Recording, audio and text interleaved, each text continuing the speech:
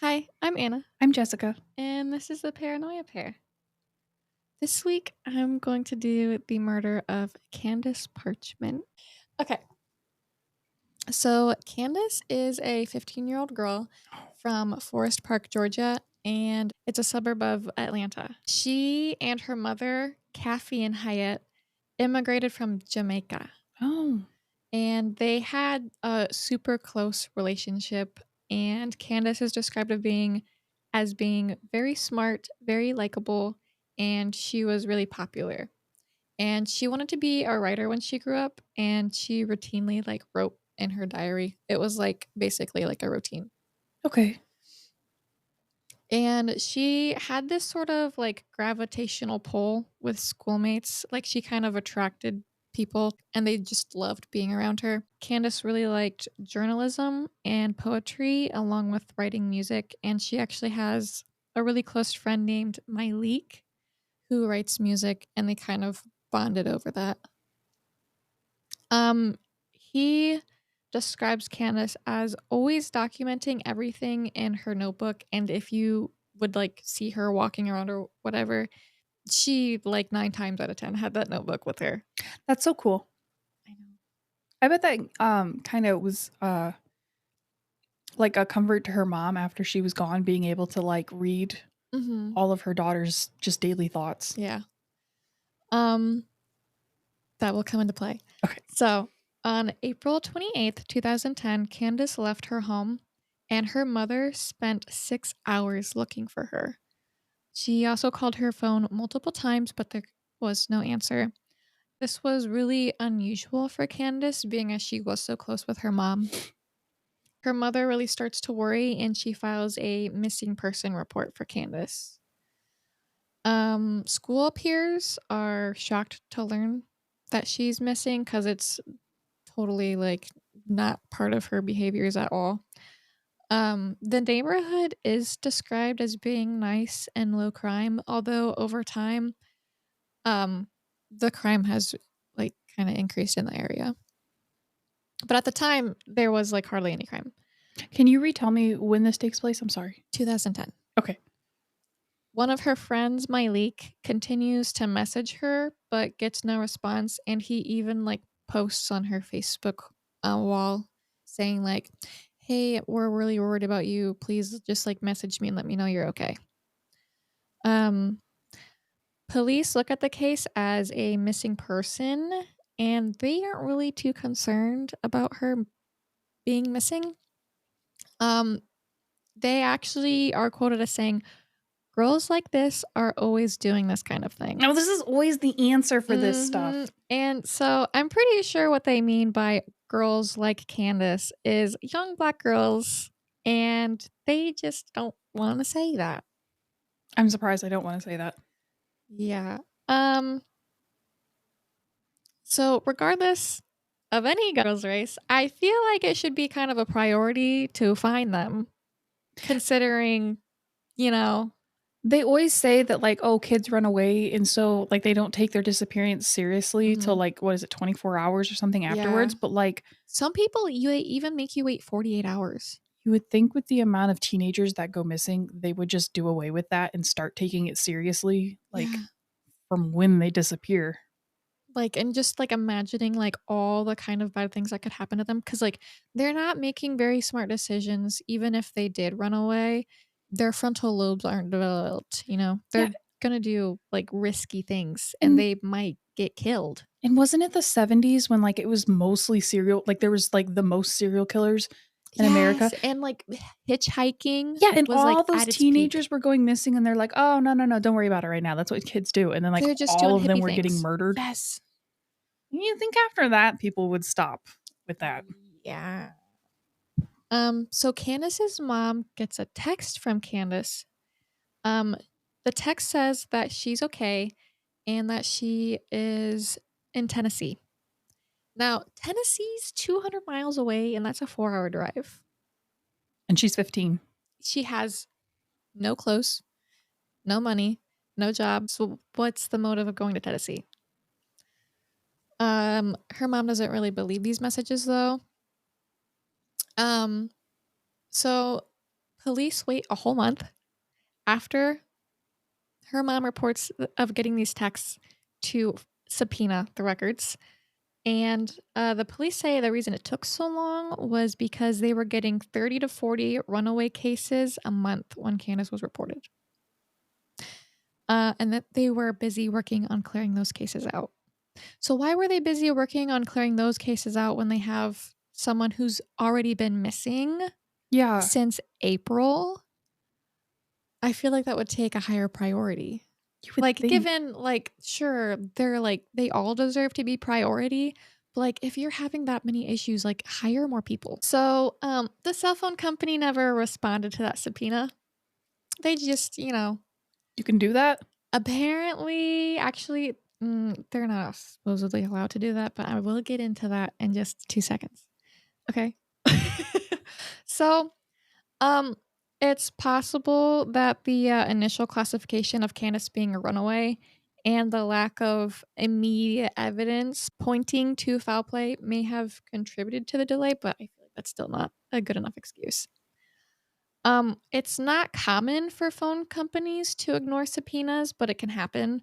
They usually have, like, legal compliance departments who are, like, solely handling the subpoena requests to ensure that they respond, like, in a timely manner.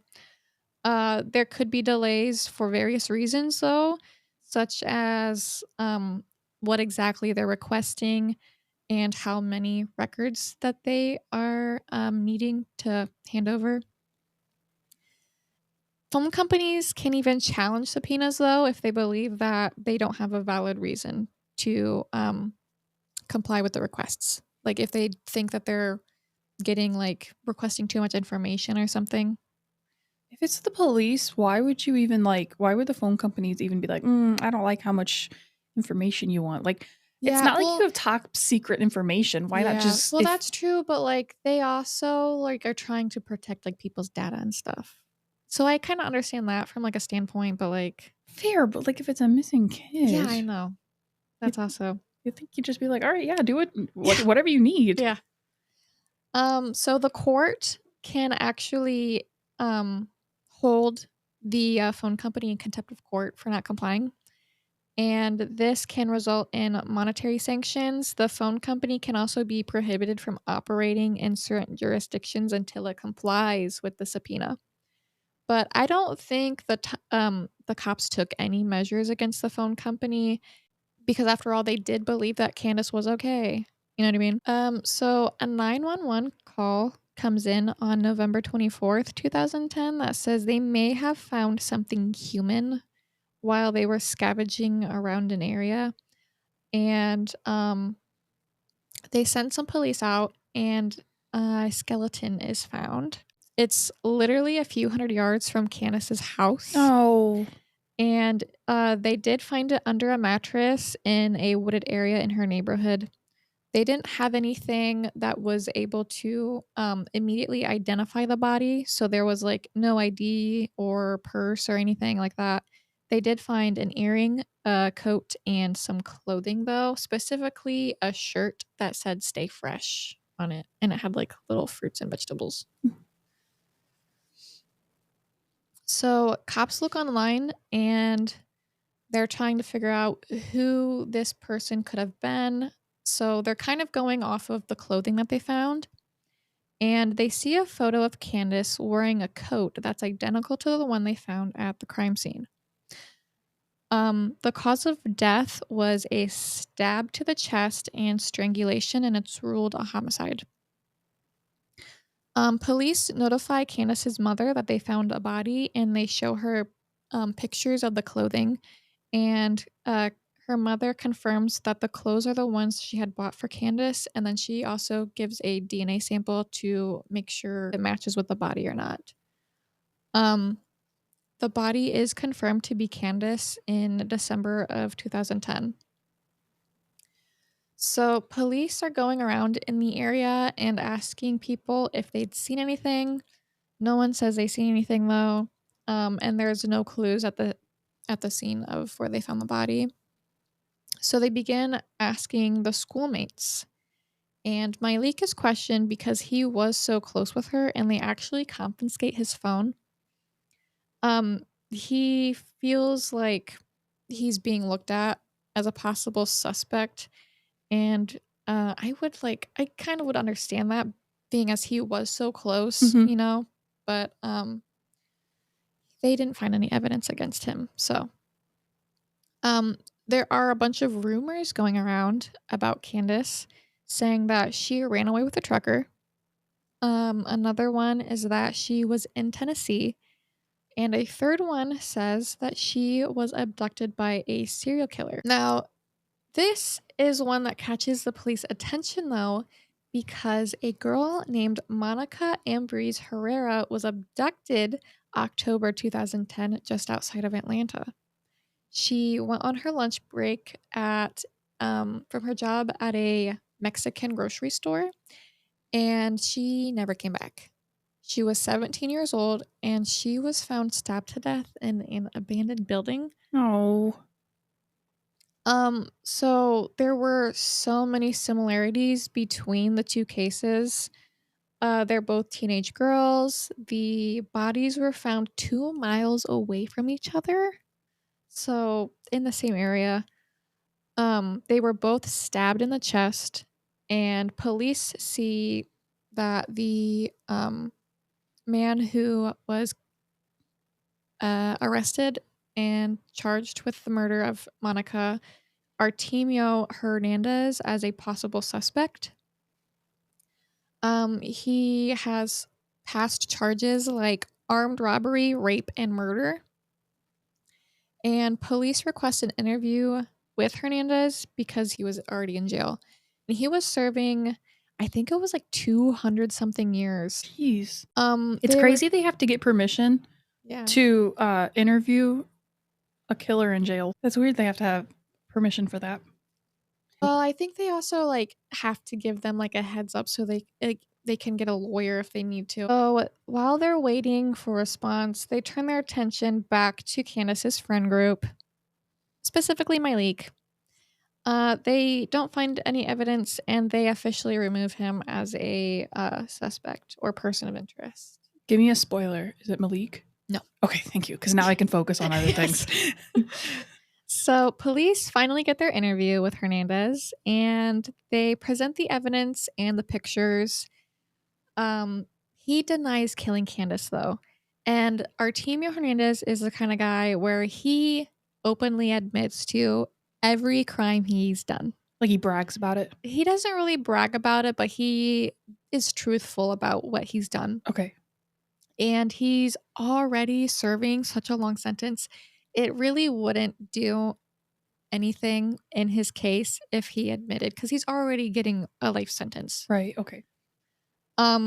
He denies killing Candice though, and admits to police he did kill the other girls. He says he'd never seen Candice before, and police still kind of keep him like in the back of their mind, and they think he could be lying because if he's murdering people, he's probably lying too. Right. Yeah. Yeah. Can't be that good of a person. Yeah. They get another lead though. His name is Trey Jenkins, and he's a convicted rapist. He brought back 2 young girls to his house and raped them both, and he actually knew Candice. They didn't really say specifically how he knew Candice. I'm thinking maybe they were like friends on Facebook or something, because like at that time, like you're like a young, like I had a Facebook page when I was a teenager and I was definitely adding people I didn't know. Like if they were like friends of friends. Anna's mom, I hope you're listening to this. Oh, she probably already knew. Your daughter was a delinquent. She already knows. I was a well-behaved delinquent though, kind of. But yeah, I was definitely adding like if like it said you have mutual friends, heck yeah, I'm adding that person on my list. So cops go through files, they make multiple phone calls, and they even go around knocking on doors to track him down. And it turns out he wasn't in the area at the time of Candice's disappearance. And the case goes cold because they have no other possible suspects. October 2011, Candace's mother, Cathian, finds Candace's diary, and she's packing up, getting ready to move.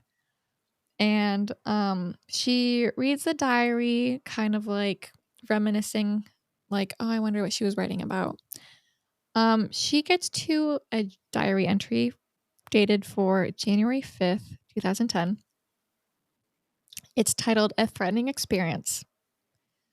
So Candace snuck out of the house to meet with two friends, and she walked along the side of the road. It was dark, and she was meeting these two friends at an abandoned house where one of her schoolmates used to live. And one of the guys she was meeting, named Jermaine Robinson, hits her on the head with a rake when she goes through the door. What the fuck? Candice thought that it was an accident at first. It was not, though. Marshae Hickman, one of her other friends she was meeting, blocked her from leaving. She tried to come up with excuses on why she needed to leave, but they didn't care if they weren't hearing any bit of it. Jermaine grabbed Candice and started choking her, and Marshae was groping her over her clothes. She was begging to be let go, and her pants were unzipped, and she said she was terrified. They tried to take her phone away from her, but she was putting up a fight. They could not get her phone away from her. And there was a car light that pulled up to the house. And so noticing Candice was gone, her mother went out looking for him or for her.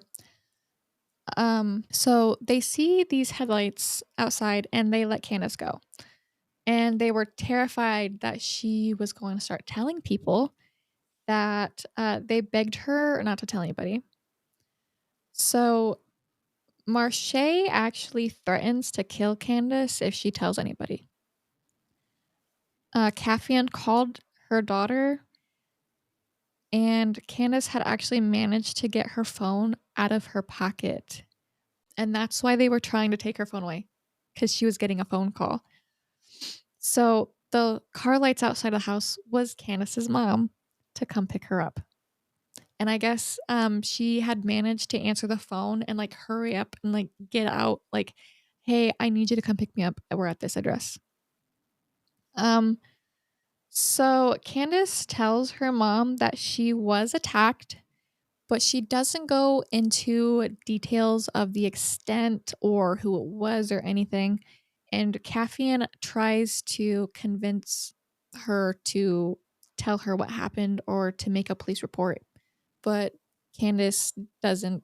She's been threatened to be killed. Of course, she's terrified, you know. So Candice writes in her diary what happened and who did it. And then Cathian turns the diary into the police. She actually calls the detective handling the case and says, I found her diary and I need you to like get this as soon as possible. So the police ask around Candice's friend group if they know Marshae, trying to get more information. Myleik actually knows Marshae. They met in 2008, and Marshae actually produces music, instrumentals, and beats, and Myleik liked to rap. So they really like form a connection and get pretty close.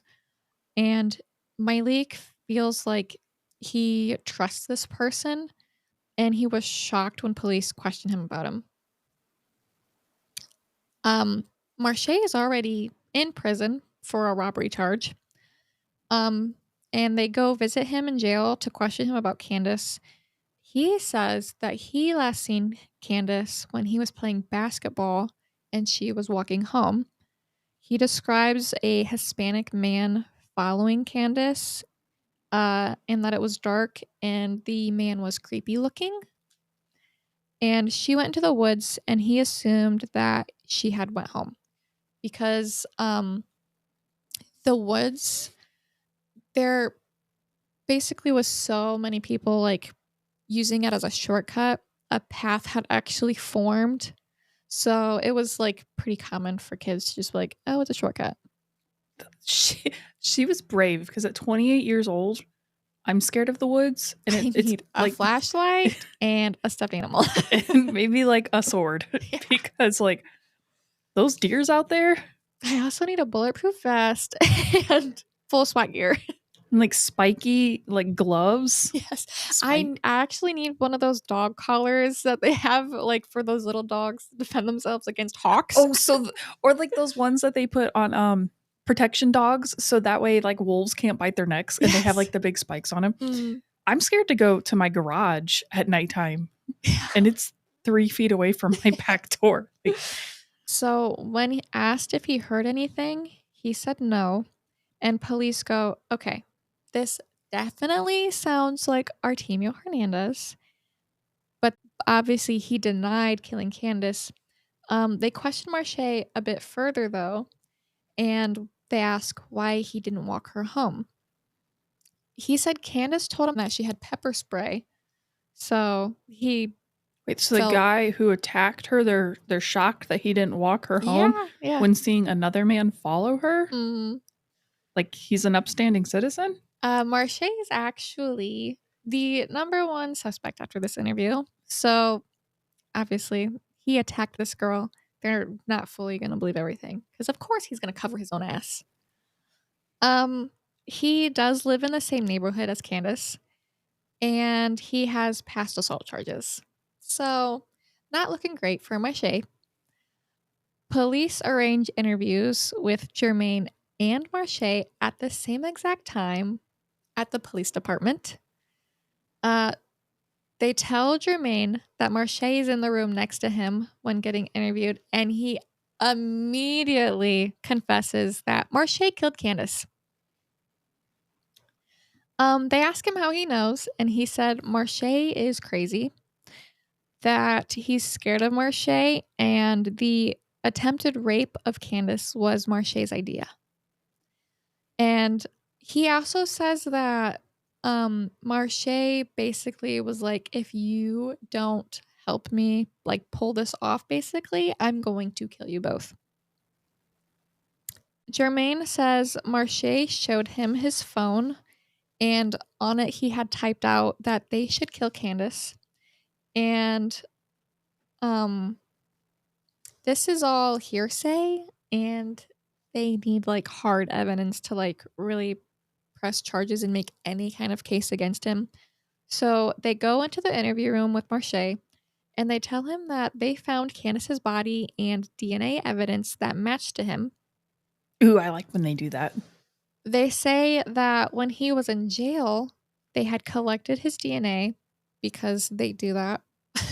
And especially when you have like past assault charges and stuff, they collect it and like put it into the system. I'm surprised they don't do that with everyone that goes through. I know, that's what I'm saying. They do collect like fingerprints, sure, but like I feel like, you know, especially because like people like tend to like escalate in their types of charges. Yeah.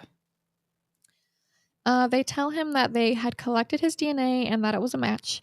This, of course, is a lie though, because they didn't find any sort of DNA on Candice. But of course, Marshae doesn't know that. And this makes Marshae confess that he seen Candice walk home through the woods and he had followed her. And he strangled Candice and hid her body under the mattress. And police make him demonstrate so they can get like a better idea. He placed his arm around her shoulders and he said that he was trying to speak to Candice.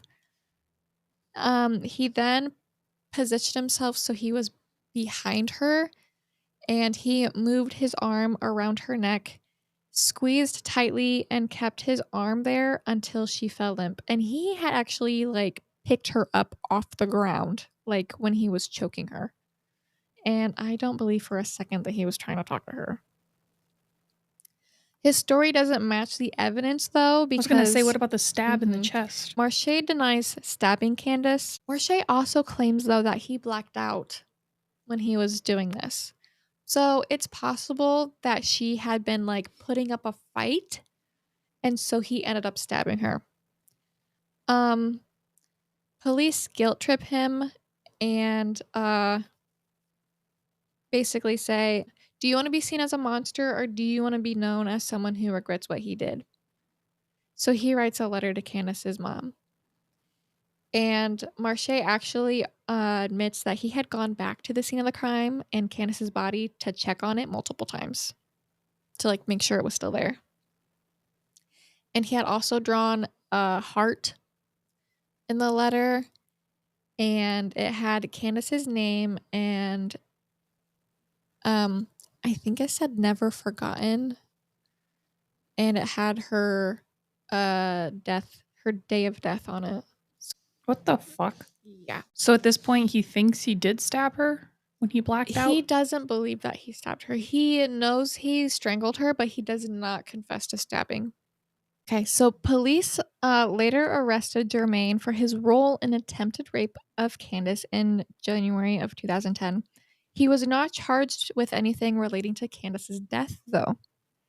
Germain pleads guilty to aggravated assault, and he did admit to hitting Candice on the head the night of the attempted rape, and he was sentenced to 20 years for the attempted rape of Candice.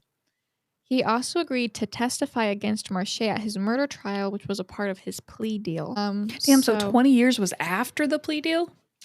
It was part of the plea deal. Plead guilty, you'll get like I'm assuming because I'm wondering if part of his plea deal was if you confess, if you like plead guilty to this, we won't look at you as a possible suspect if you testify against Marshae.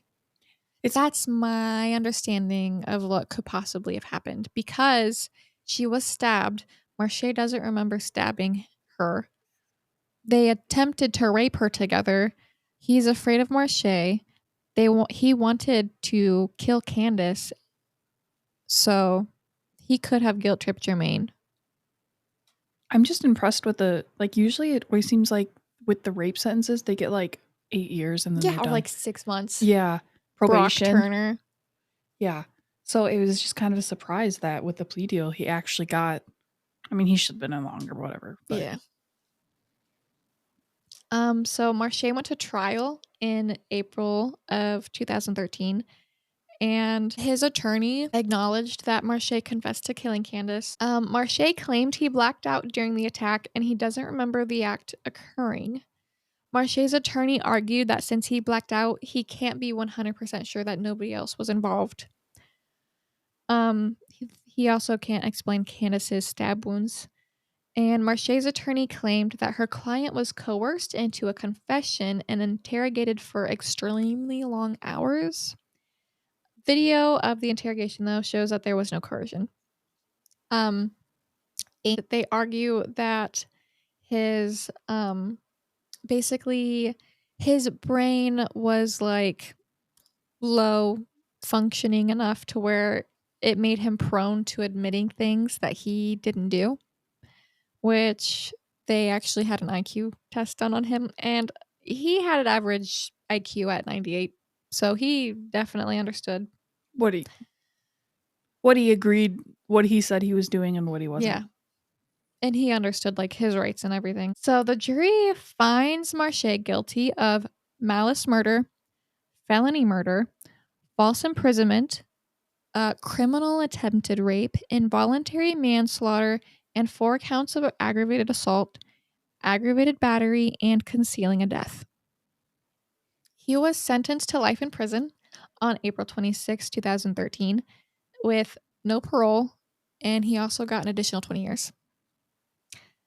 It was revealed that Candice actually had told a close friend, Danny Jackson, about the attempted rape, and that's likely what motivated them to want to murder Candice. Because Danny actually confronted Germain. Oh, no. And told him to leave Candice alone. And Germain told Marshae that Candice had been telling people about the rape, and Marshae told Germain that he didn't have to worry about Candice. So, I mean, it's possible, I think, that Germain helped and that's who stabbed Candice. And because If you're going to tell somebody you're gonna murder someone and you committed this other crime with them, like, they have dirt on you. So, like, you're gonna want to make them be another accomplice to another crime. You know what I mean? Yeah, like, if there's gonna be another one, you're not gonna like, if there's another crime, you're not gonna bring a new person into that crime. You're gonna Yeah. probably do like, because it was the whole thing with Jermaine, Marshae. Marshae, and then Candice, like, they're it's not gonna be like it makes sense that Jermaine would Yeah. be the third party in You there. did this crime with me, so I trust you. I'm gonna make you do this other crime with me. I'm not gonna bring some new person into this. You know what I Or mean? in the sense that, like, it would be another form of, like, blackmail, like, "You Mhm. already did this Yeah. with me." So Marshae claims the court made a mistake joining the two indictments of murder and attempted rape for the same hearing, basically, the same trial. The two incidents are related though, so the court absolutely had the right to combine the two into the same because the rape would be the motive for killing Candace. He also claims his confession shouldn't be admissible because he didn't understand his rights. Um, so Marshae actually had initialed and dated all of his rights like you are supposed to do when they read you your rights when you're getting interrogated. And he said that he wouldn't be talking to police if he didn't know his rights in the interview. So, Pretty cocky. yeah, the court determined that he knew his rights, therefore, his confession was still in good standing. He also claims the court shouldn't have been able to use the victim's diary entries into evidence because of the hearsay law. And the court actually determined that her diary shouldn't be excluded by the hearsay rule because Candace is unavailable as a witness due to Marshae killing her. So there's actually a law that passed that basically said a statement against someone who does the crime that makes the person unavailable to be a witness is basically valid. I had to reword that in my own words because I failed to read it from the document 3 times. Big words are scary. Oh my god, it's so hard. Marshae also claims the court made a mistake in its instruction to the jury on battery. So the definitions were used to describe both battery and involuntary manslaughter as a lesser included offense of felony murder. And he claims that this confused the jury, but the battery and involuntary manslaughter convictions were merged together. So this is done basically to avoid punishing people 2 times for like the same crime or to just simplify the charges, which I mean, involuntary manslaughter is definitely like high up on the list than battery. So Marshae filed a motion for a new trial on May 1st, 2013, and that motion was denied. Good. He's actually still serving his life sentence in a Georgia state prison. I hope he doesn't have air conditioning in the summer. Jermaine, Mhm. he's got 20 years? Yes. Okay, so he'll be how old was he when he went in? I don't know. Like, probably, like, 17, He 18? might have been 18 because this what I don't know their exact ages when this all happened, but I do think he had to be at least 18 when the charges were filed. Well, after 20 Because it did years take so long, and assuming that he was like, he had to be like maybe at least a year older than Candace. Yeah. But even if he was the same age as Candace, it took them 3 freaking years to do anything about this. So he would have been 18, at least. Then he'd be 38 when he got out. Well, that's a really sad case. Yeah. I'm hoping that Jermaine at least like turns around and like gets his shit together. And that they'll stop when teenagers go missing, just being like, "Oh, well, teenage stuff. We'll see him or we won't." Yeah. Well, the good news is like at least in our area, they seem to be like pretty proactive about like missing kids. Yeah, just not dead bodies in ditches Guys, they found a dead body in our area. with no shoes on in a No, ditch. yeah. We have there no one's reporting on it either. Other No than one besides Facebook. yeah, besides Facebook and that one news article that mentioned very briefly that they found a dead body. So thanks for listening. If you enjoyed this episode, you can find us on Instagram, TikTok, and YouTube at Paranoia Pear Pod, all one word. We actually have a Facebook page now, guys. So if you're on Facebook and you want to go follow it, go ahead. It's on there now. Okay. Or don't. That's okay too. We'll see you next Friday for our Reddit episode. Stay spooky. Bye.